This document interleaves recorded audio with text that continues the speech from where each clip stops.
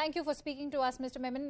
Let's quickly go back to Ananya Bhatnagar for more. Ananya, we heard what Mr. Memon had to say. He, of course, was not really aware of all the grounds on which the bail plea has been rejected. Having said that, we were talking about how crucial the role of that report by the SIT has played. What has been the role of that report by the SIT?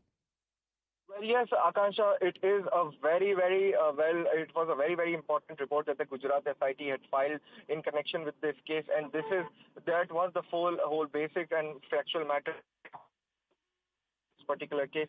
But what is very important in this bail order is that I did for you. The court noted that in the case on hand, and I'm reading and quoting it for you from the order itself, in the case on hand, the applicant accused have in conspiracy with others with a view to defame the then CM, that is the current PM Narendra Modi, and others, made accusations against the government that the post-Gujarat riots were sponsored by the government itself and thereby defamed the state not only in the country but also worldwide. So a very categorical and a very important observation, and one of the major grounds, Akansha, why this bail has been denied by the Gujarat local court, which is headed by Justice D.D. Thakur, the Judge D.D. Thakur, and clearly noting that these accused persons were in a larger conspiracy to defame the then government, and then CM Narendra Modi is currently the Prime Minister of the country. And in fact, not only in the country they tried to defame, and not only in the country but then worldwide.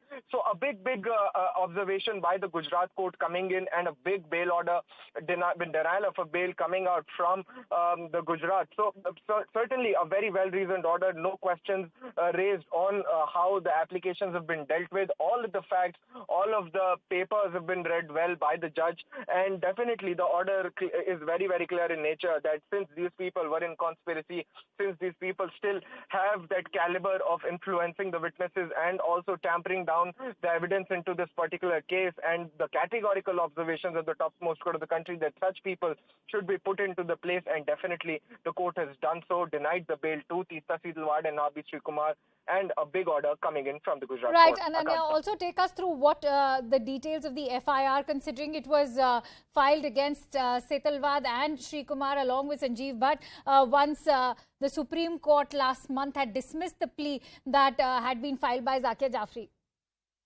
Yes, the Supreme Court had basically asked the authorities to, in fact, put people who have, in fact, tried to defame the government in Gujarat, and also who had tried to put on a false narrative to be put into their places. Gujarat SIT swung into action, registered a case against Teesta Setalvad, R.B. Srikumar, and other people to investigate the larger conspiracy to defame the then government and frame them, in fact, illegally frame them, and various charges were leveled against these people. In fact, charges of forgery were also in fact, because remember that false affidavits were being filed on the base of the victims of Gujarat riots, and basically it was also said by the Gujarat SIT in its report that Teesta Setalvad had in fact signed up, had asked the victims to sign pre-planned statements. The statements were already written and they just had to sign those in their names, and that was the major acquisition against these people, which has been proved, and a bail has been denied to all of these people,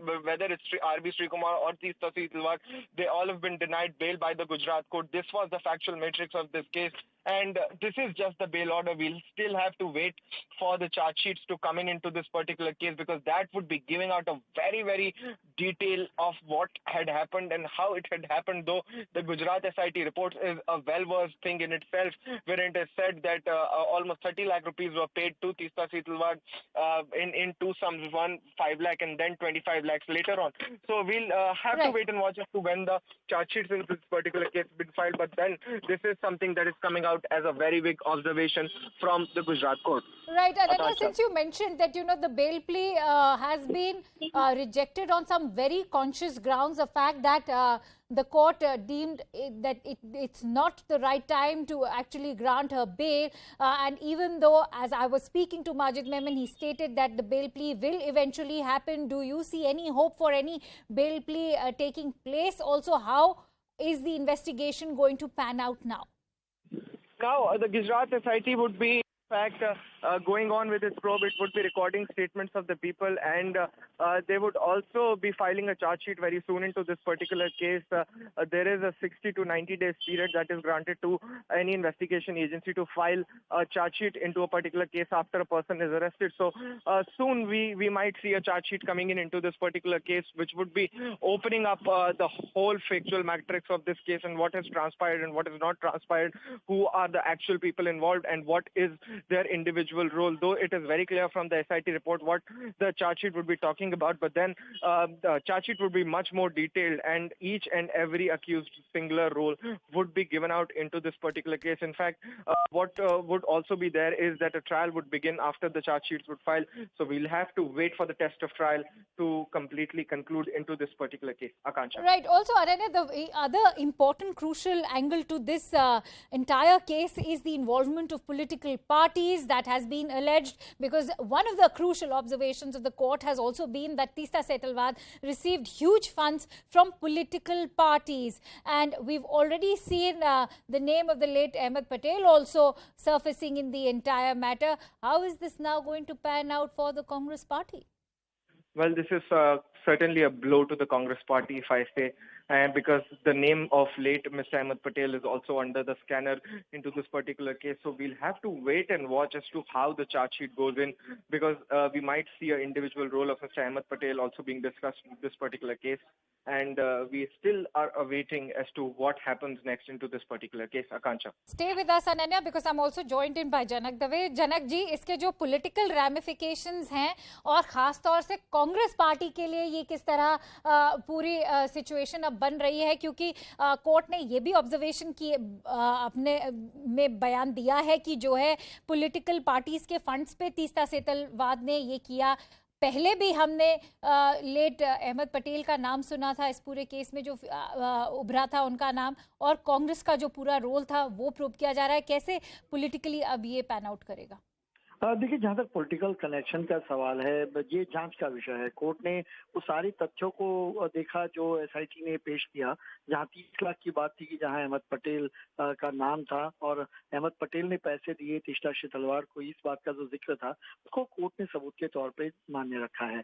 उसके अलावा भी कई evidence ऐसे हैं जो SIT अभी आने वाले दिनों में रखने वाली है, जो एसआईटी की जांच को तय करेगा। इसके अलावा जो पूर्व आईपीएस अफसर संजीव भट्ट, जिनकी गिरफ्तारी हो चुकी है इस मामले में, उन संजीव भट्ट की भी पूछताछ हो रही है। तो ये पूरे एक लार्जर कॉन्स्पिरेसी को एस्टैब्लिश करता है। उसके अलावा कुछ और अफसर हैं जो गुजरात सरकार से या तो निलंबित हुए या उन्होंने रिटायरमेंट लिया, उन अफसरों की भूमिका को भी एसआईटी तलाश रही है। तो आने वाले दिनों में जब एसआईटी की जांच होगी, उसके रिपरकेशन जाहिर तौर पर, जब कोई मामला पब्लिक डोमेन में होता है तो राजनीतिक दल पर उस पर आरोप प्रत्यारोप चलते रहते हैं। तो जहां तक अहमद पटेल की भूमिका को सवाल है, वहां पर ऑलरेडी एसआईटी ने अपनी रिपोर्ट में इस बात का जिक्र किया है। ऐसे में आने वाले दिनों में देखना होगा एसआईटी की जांच जो आगे बढ़ती है उस पर फिर पॉलिटिकल रिएक्शन किस तरह जी। जनक जी, हमें ये भी बता सकते हैं, क्योंकि एसआईटी की रिपोर्ट बहुत ही क्रूशियल है, तो एसआईटी के क्या एलिगेशंस रहे हैं अभी तक? देखिए, एसआईटी एलिगेशंस के तौर पे नहीं, एसआईटी प्रमाण को देख के आगे बढ़ती है। एसआईटी के पास अब तक जो एविडेंस आए हैं उसमें बकायदा वो ईमेल्स हैं, जहां वो ईमेल से तय हो रहा था कि वहां से अहमद पटेल को ईमेल भेजे जा रहे थे। उसके अलावा जो यहाँ पे सर्किट हाउस में जो मीटिंग तय हुई थी तीस्ता सेतलवाद के साथ, उसके अलावा आरबी शिव कुमार और तीस्ता सेतलवाद एक दूसरे के साथ संपर्क में थे। यहाँ तक कि पांडरवाला जो केस था, वहाँ के जो गवाह है उनको भी किस तरीके से भटकाने की बात थी, उसमें भी आरबी शिव कुमार की भूमिका थी। तो जो बातें अब तक कही जा रही थी उसके प्रमाण के साथ एसआईटी आगे बढ़ रही है, और इसकी रिपोर्ट भी उनको सुप्रीम कोर्ट में फिर बाद में देनी है। तो यहाँ तक जहाँ पे एसआईटी अपनी जांच कर रही है, आने वाले दिनों में और कुछ अफसरों की भूमिका भी सामने आ सकती है जो इस पूरे नेक्सस का हिस्सा थे। संजीव भट्ट ऑलरेडी गिरफ्तार हो चुके हैं, उनकी पूछताछ चल रही है।